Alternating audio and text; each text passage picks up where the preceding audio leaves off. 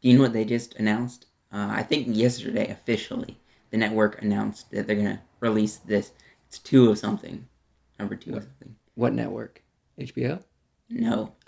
Psych, the movie, number 2 is coming out. They just announced yesterday. Did On you hear about that? HBO? Not HBO, but what is Psych is that network that it's on. Did you hear about that? I did not. I heard that Psych might... No, I didn't. Psych, I heard that The movie, Office number might be coming back. But I didn't hear about The Office. I mean, the Psych. Yeah, I didn't hear about that. they did. That's pretty exciting. Did you like the first one? The first movie? The first, yeah, Psych. It was alright. I mean, it met expectations. Okay, well, they're coming out with number 2. It's just like... Well, that's good. I mean, it was just like a longer episode is all Yeah. it was. So, cool.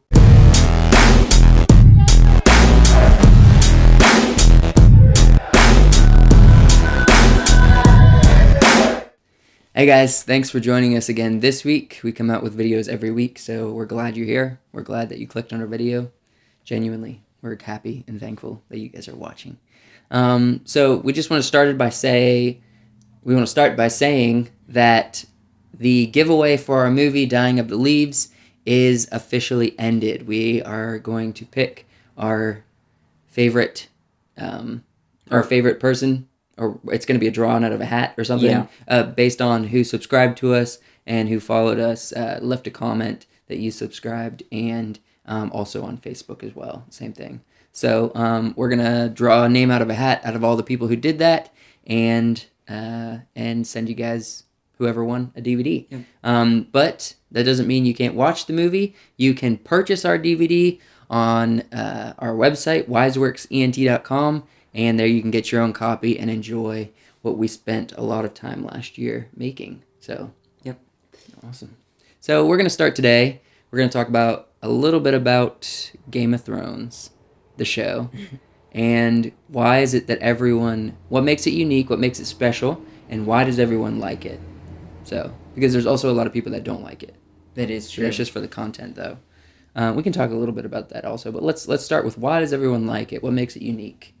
Well, I mean, I why guess is it a worldwide it's originally phenomenon? a book, I guess. Yeah, of course. So I guess there's people that read the book and then they get into the show for that. But also, I would say it's one of those shows that it's like got medievalness, like the medieval. It's a fantasy. It's also kind of a drama, even though it's not. It's a drama. It's a great drama, but it's got like action. It's like an action drama. Yeah, so it's got those two heavy elements. It attracts with the action and the fantasy and the majesticness of it all, and it's very like very battle heavy, very action heavy. It's got a lot of like battle plans. It's just very well thought out, and it's just an interesting story on that side of it. But you're right, the drama is very much there. The drama is very good in it also. It is. And we got the ultimate question: who's going to become the ruler, the one that sits on the Iron Throne? We had already talked about this. That is true. So but, okay. So you think it should be Daenerys and Jon gets to rule Westeros and the North and the South, and they're also like together? I mean, maybe they're not, already. I mean, but just rule. They're going to be the rulers. Do you think that they're going to find out that they're related? They have to. I mean, someone knows. Someone knows. It doesn't mean that they have to. They could die, and they never find out. I don't know. I don't think they're going to die, but who knows? I mean, it's all speculations. What if they never find out? They have a child, and then the child finds out that both of their parents had Targaryen blood, so they're like, I'm a purebred Targaryen, and I didn't even know it until older in life. Now, I might be pushing it. But, okay, so it has aspects that most people are like. There's all kinds of different stuff with the show. There's all kinds of different reasons for different genres and different likes and interests that people have. So, what do you think makes it unique outside of that? Because I got a couple ideas. I mean, I have a couple facts that I know. Share your ideas first, and then I'll All right, well, it's the first show. There's a lot of really high quality shows that are more like movies, but they're in a lot of content. It's a lot of really thought out scripts, really thought out storylines, but then also the filming quality is just fantastic. The amount of animation that they put into these shows are great. I think Game of Thrones stands way above that, though. Like, Netflix puts out a bunch of stuff that's really high quality work. Like Stranger Things, there's all kinds of shows. Pretty much everything that they're coming out right now that's a show is really high quality cinematic work. But Game of Thrones stands above that. It gets into a little bit of the same scene and the high production value that Lord of the Rings has. I mean, imagine Lord of the Rings, but you're making, instead of 3-hour movies, you're making 40 to an hour long shows. Yeah, and it's also, it has the element of you can still follow it because it is a show rather than movies. And there is more drama based in Game of Thrones than there is in Lord of the Rings. There's a lot more you can pack into there. You can really flesh out the characters a lot more than even Lord of the Rings, because at this point they're well above more hours of content than Lord of the Rings was combined. Yeah, so, I mean, I guess, so what you're saying is why people like it so much is because it has all these elements. There's drama, there's action, there's it's great quality. It's great quality. That's filmmakers. It's a TV show rather than movies, and all this other stuff is why it's got so much packed in rather than, unlike other shows, like one show might just be a drama, but it's doesn't have a lot of action. Yeah. So people can come for all these things. Yeah, and it also dips people their toes in something that they don't. What do you laugh? Because I said dip your toes. Yeah. All right. Well, it also allows people to dip their toes into a genre that they normally don't like. So one episode could be, if it's not real well balanced, really drama heavy. So like every scene is just dialogue and drama between characters. Then the next episode could literally just be like war scene. A war scene, and that's the whole episode. And because you're following the story, it forces you into watching those kind of things. You might actually end up finding that you like those things more than you thought you did. Like for me, I found out that I really like drama. I thought that I leaned really heavy into action and thrilling and those emotions. But I mean, there's a number of shows that did this, but Game of Thrones is definitely one of the ones that I was like, I actually really like drama between characters. I want to make drama-based films and shows and stuff, or miniseries, because that is so interesting, and it's because it's well done between characters like Game of Thrones that got me interested in that. So yeah, that makes it unique. It's also, well, okay, what do you think? I mean, I guess I'm not huge into the drama, but for some reason there's something to do with that pulls you in more drama, because like all these shows, I've watched shows in the past that like I watch it for a little bit and I'm like, this is just too much drama. There's not much else but just drama in it. So I'm like, I can't stay with this. I'm not big into the drama like TV shows. I like more like movies. But there's something in Game of Thrones that just draws you in. I guess the story and everything, you just want to see how it turns out. Yeah. And I know when I watched it, it's super big. There's a lot of stakes in the story. There's a lot of stakes. Yeah, you know what I mean? I know when I watched it, you actually watched it before me, and you got, I think it was right when they were playing the season 7. And I was in it for a while, but I was up to date in watching them as they came out with season 7, because I was I would say I am very far behind on the train. Yes. No, because I remember you watched 6. And yes, you told me about it, and you're like, you need to watch this. I'm like, no. And then it got to, I just watched like 1 or 2 episodes, and I'm like, I'll just watch 1 or 2 episodes. And then I got into it. I watched all of them probably within like a couple weeks, probably like 2. No, you that's can't a lot of hours. Like probably like, I don't know how quick it was, but it was quick. Like I just flew through it. And then I was watching season 7. I finished season 7. I'm like, I talked to you. I'm like, have you watched the end of season 7 yet? Do you know what happens? This is what happens. And I was trying to like, I'm like, you gotta finish so we can talk about it. Yeah, because I didn't watch the last 2 episodes for a while after they had already come out. Not that I didn't want to, I couldn't. And so because of that, you found out what happened at the end of season 7 before I did, even though I was more up to date earlier than you were. I mean, you knew because of speculation and stuff from, and also online kind of gave it away. Yeah, those spoilers, like darn like this spoilers, show. like this, yeah.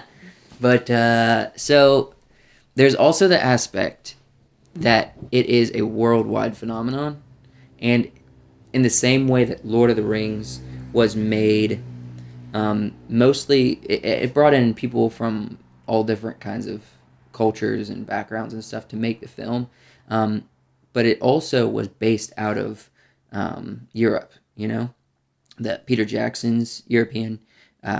Most of the actors are European. Elijah Wood is American, but they brought him in, and it brought a whole bunch of people together. But the majority of the people that were working on it, because they were in New Zealand, because they were all in these different areas around the world, that a lot of the base of what's happening there, a lot of the crew, and even a lot of the funding and stuff, it was based in Europe. You know, it was an American-made film. That for some reason that just causes us to be a lot more. It grows the audience. It's surprising how many American-made films are big hits here, and then across the world in Europe or in Asia or somewhere they just don't get it the same way, or they don't ever end up watching, or it doesn't end up going there. And we were like, it was such a big hit here in America.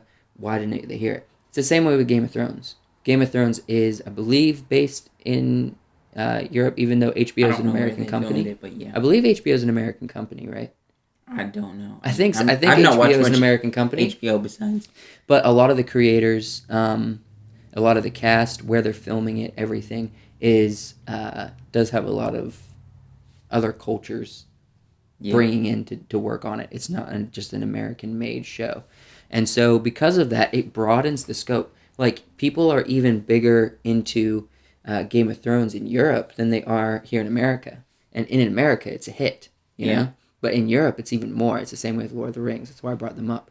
So that's why that I think Game of Thrones probably has more of a global audience, because they're based, a lot of different cultures are coming together to create it. And so, like, in Europe, it's an even bigger phenomenon than it is here in America, because it's the same way with Lord of the Rings. It's a hit here in America, but in Europe, it's even a bigger deal. And it's just because of the nature of the way the industry is creating it, I guess, and the way that it's available for people overseas and all that. So that's true. It's also one of, I guess, HBO's biggest shows. Yes, like it's what they've. I mean, like, what would you say is like Netflix's biggest show? Maybe Stranger Things.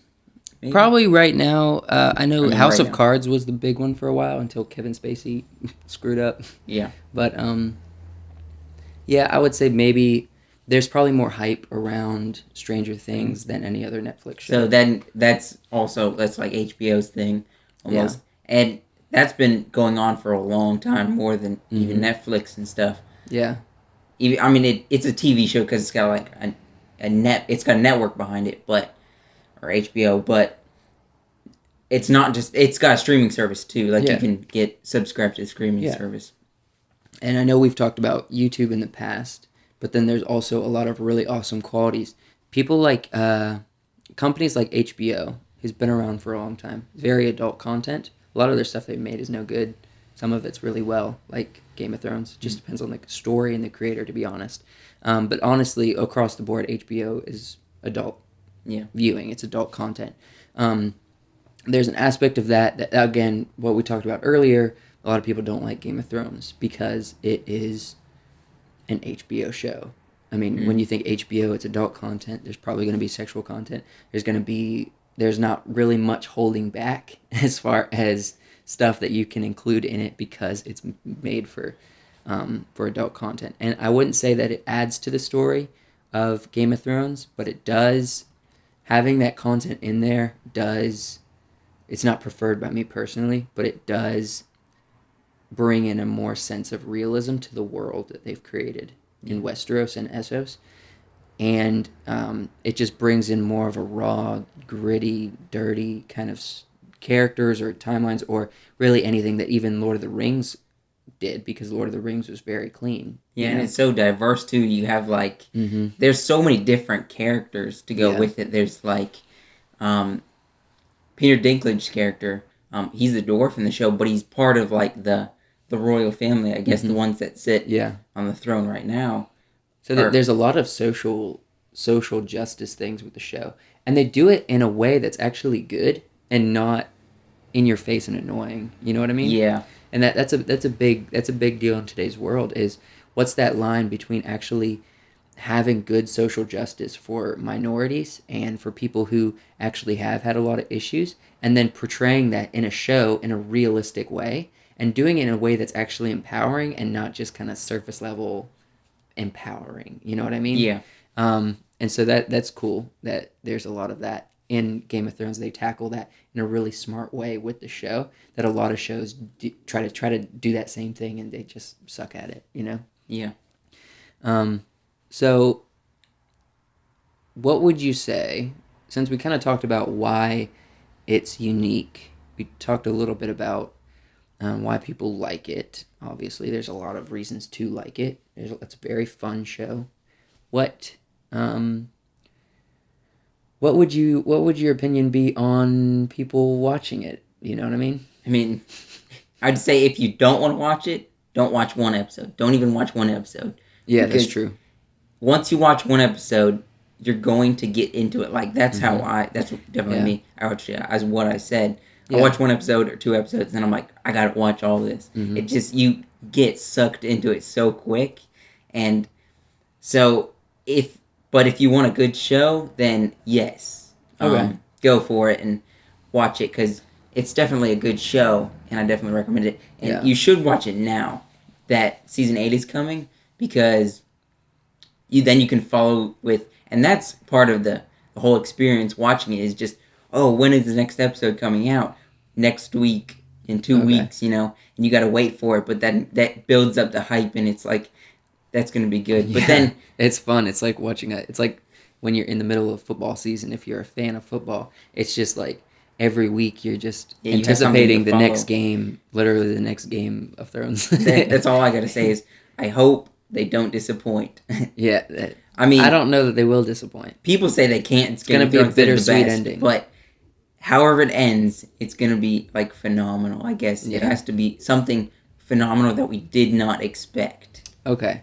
So, as we're wrapping it up, though, I want to talk briefly about what are our thoughts, because there's some people that are probably watching this that has standards that say, I'm not going to watch it because it's adult viewing. You know what I mean? So what are your thoughts on people that have that opinion? Because they might be offended that we watch Game of Thrones, you know what I mean? And there's not really anything to be offended by, but if they are, what are your thoughts about that? I think it's all on how you consume your content, what kind of content you like, and I guess if you like, I don't know how to recommend this to people. So this is kind of how what I think about it. If you have an issue, if you've just kind of made a moral decision, I'm not going to watch adult content that has a lot of sexual stuff or language or anything of that nature, then just don't watch it, because it has that, you know. Not trying to hide it. I will say that as the show has gone on, they have really limited that, even for HBO, because they've seen that the story doesn't require as much of that. In the first couple seasons, there's more of it than you know. I don't think any of it's necessary, but there's more of it than in the later seasons. It really just matters about what you hold as your personal standards. I'm not gonna go watch a movie that's just like a modern day drama or something like that has all that kind of content. Like, there's this one show that I started and got about 4 minutes in. It was called like Shameless or something, and it was just adult content that was just kind of, you know, it wasn't any good. It was just a little drama show, and I'm like, well, I don't want to watch adult content if that's what it's made for. You know, I want to actually watch a really good show, and Game of Thrones is so much more than just the little bits of adult content. And so if you do have morals but you still want to watch it, you can get things like VidAngel, that they literally advertise you can watch Game of Thrones in a clean way. So if that's something that you're into, then go ahead and do that. But we wouldn't encourage you to shadow your morals just for this show. But there is something to this show that is worth spending some time to talk about today. So the quality is amazing, and it's worth acknowledging. So that's all we got for today. I think. We can wrap it up. Okay. All right. Well, thanks for watching, and And don't forget to subscribe to this channel and like our Facebook and Instagram. yeah, see you next week.